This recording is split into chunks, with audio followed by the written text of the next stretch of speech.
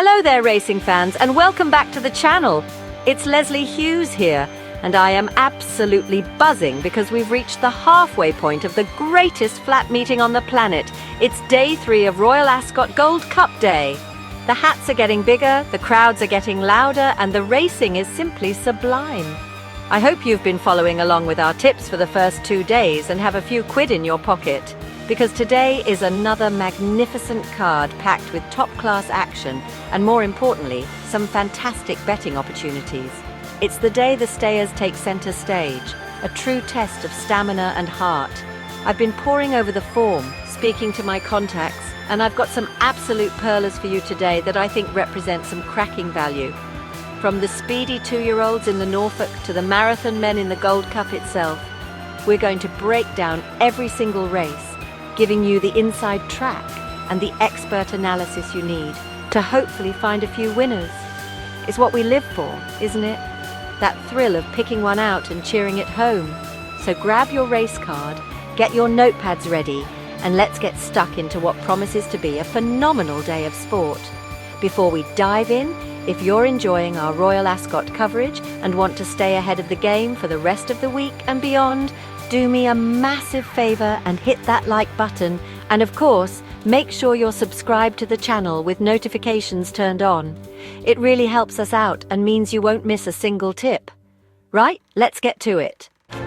Right then, first up, we have the Speedsters, the 2-year-old rockets over the flying 5 furlongs in the Group 2 Norfolk Stakes. This is all about raw, precocious talent, and the market is dominated by one horse, and for very good reason. I'm talking about Charles Darwin for the powerhouse combination of Aidan O'Brien and Ryan Moore. This colt looked an absolute monster when winning at the Curragh, just demolishing his rivals with a stunning turn of foot. He's got the pedigree, he's got the form, and he has the connections who target this race. He's the one they all have to beat, and frankly, I think he will take an awful lot of beating. He looks a proper machine in the making. Of course, he's going to be a very short price, and finding a winner at odds-on isn't everyone's cup of tea. I get that. So if you're looking for a bit of each-way value against the favourite, I think Wise Approach could be the one to keep on side. Trained by the shrewd Carl Burke, this horse was mightily impressive when winning at Chester, showing a really professional attitude. He travels well, he quickens, and he looks like he'll be staying on strongly when others have cried enough. The stable's juveniles are flying, and at a double-figure price, he could be the one to chase the favourite home and sneak into the places. So to recap the opener, Charles Darwin is the undeniable class act, and my confident selection to get us off to a winning start. He just looks a cut above. But for those of you who love an each-way flutter, don't dismiss Wise Approach. He's a tough, genuine colt who will give you a great run for your money and could easily hit the frame at a nice price. A straightforward race to start the day, I hope. Let's get that first winner on the board. Moving on to the 305, the King George V Stakes, a fiercely competitive handicap over the 1.5 miles. These races are always a proper puzzle, a real minefield, but that's where the value can often be found. I've had a good look through this, and the one my eye is drawn to is Sing Us a Song. Now this horse is trained by Ralph Beckett, who is an absolute master at preparing these 3-year-old stayers for big handicap pots. He's done it time and time again at this meeting. This horse was so impressive when winning at Sandown last time out, looking like he had tons in hand. He's stepping up in trip, which looks sure to suit, and he's got a lovely progressive profile. He's a worthy favourite. The Sandown form has a really solid look to it, and the manner of that victory suggested he is a group horse masquerading in a handicap. He travels with such ease and has a potent turn of foot, which is exactly what you need to win a race like this at Ascot.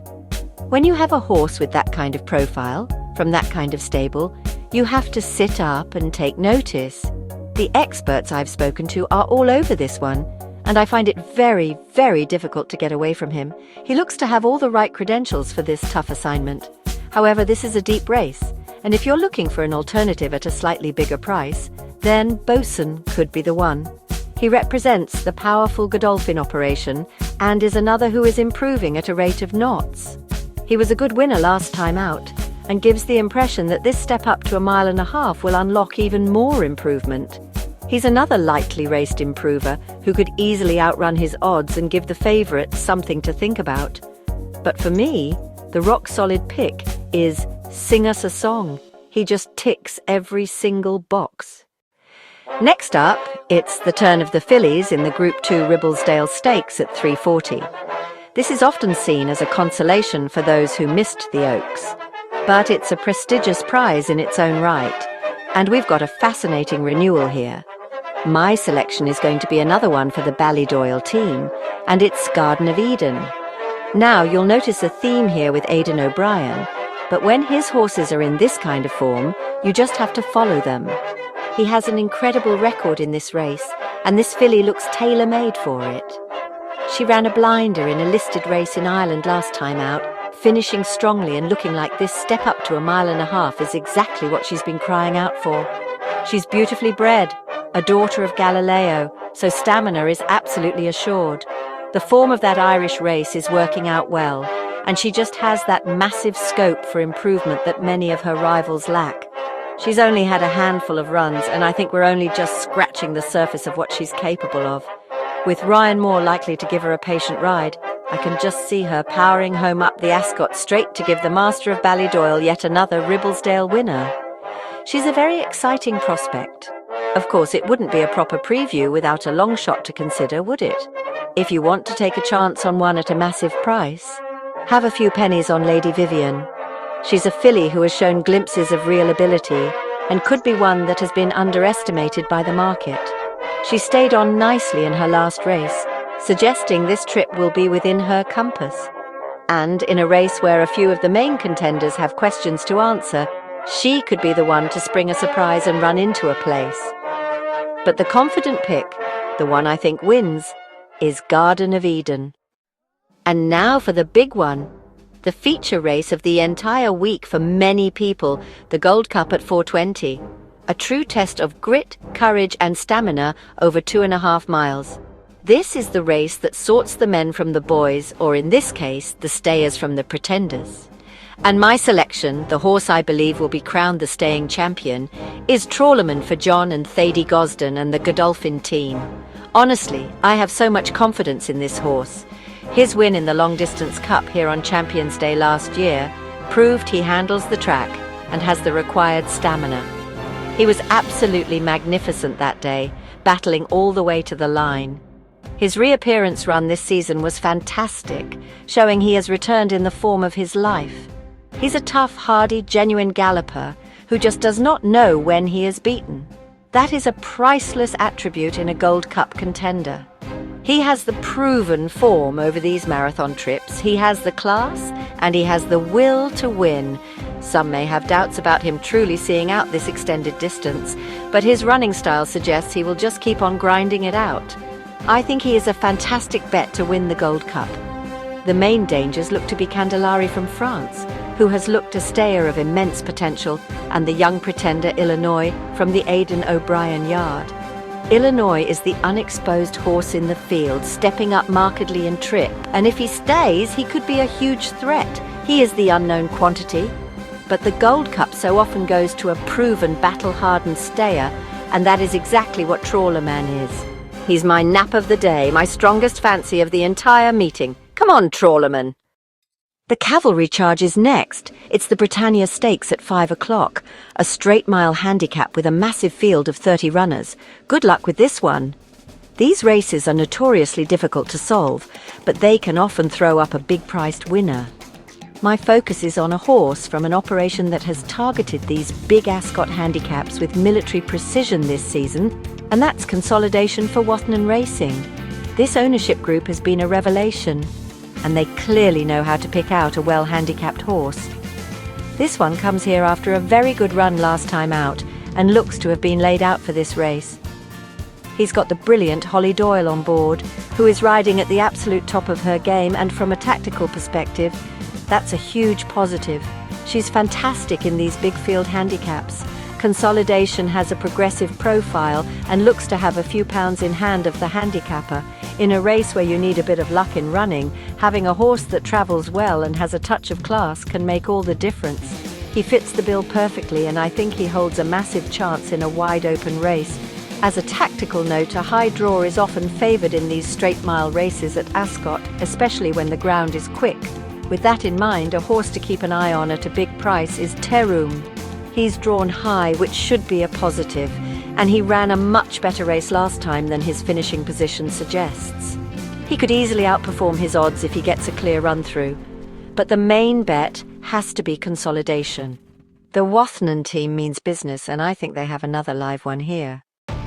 We're into the home stretch of the day now with the Group 3 Hampton Court Stakes at 5:35. This is for 3-year-olds over 1.25 miles, and it often features horses dropping back in trip from the Derby or stepping up from shorter distances.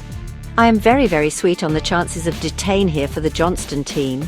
This horse ran an absolute cracker in the Dante at York, a Premier Derby trial, finishing behind some top-class horses. He is dropping in class here from a Group 2 to a Group 3, and that is often a massive pointer to success.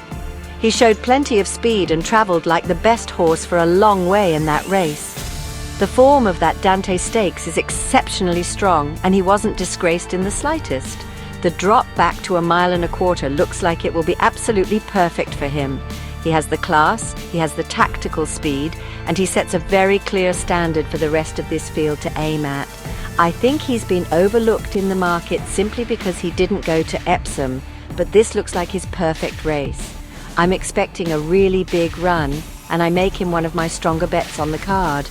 If there's an improver in the field to challenge him, it could be High Stock. He's a lightly raced colt from a top yard who won his maiden in good style and looks like he could be anything. He lacks the experience of Detain, but he possesses that untapped potential which makes him a dangerous opponent. You can never discount a horse with his profile. However, the proven solid group race form of Detain is just too compelling for me to ignore. He's the class act in the race, and I fully expect him to prove it. Right, here we are, the last race of the day, the Get Out Stakes. It's the Buckingham Palace Stakes at 6:10, another hugely competitive 7-furlong handicap. We need to finish the day with a bang, and I've found one that a couple of my sharpest contacts are very keen on. The horse in question is Ramazan, trained by Richard Fahey. This horse is a 7-furlong specialist, and he has a fantastic finishing kick on him. He ran a brilliant race in the Victoria Cup over this course and distance earlier in the season, finishing like an absolute train from an impossible position. That proved he acts on the track, and that this stiff finish is right up his street. He comes here in great form, and the key to him is a very strong pace, which he is almost guaranteed to get in a big field like this. They will go flat out from the start, and that will set the race up perfectly for his late charge. Oshinor knows him well, and is a master at timing a run to perfection. I can just picture him weaving his way through the pack in the final 2 furlongs and storming home to get up in the final strides. He's a dual expert selection for me, and I think he has an outstanding chance.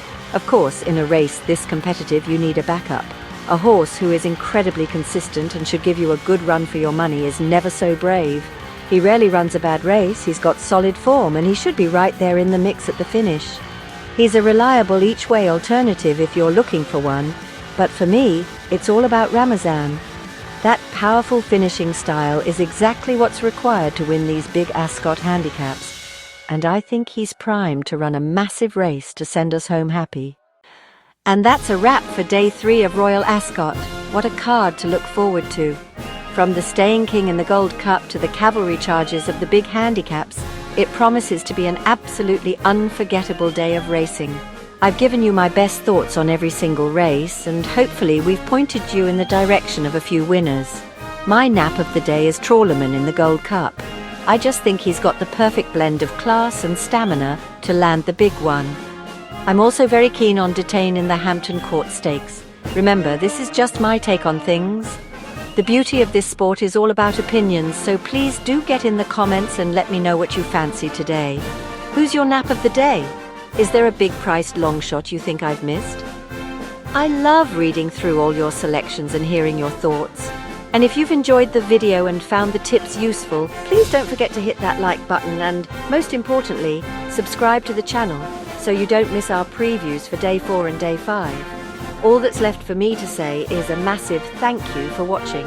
I wish you the very best of luck with all your bets today. May your selections run fast, may you find plenty of winners, and may you enjoy the wonderful spectacle that is Gold Cup Day at Royal Ascot. Have a fantastic day, and I'll see you back here tomorrow to do it all again.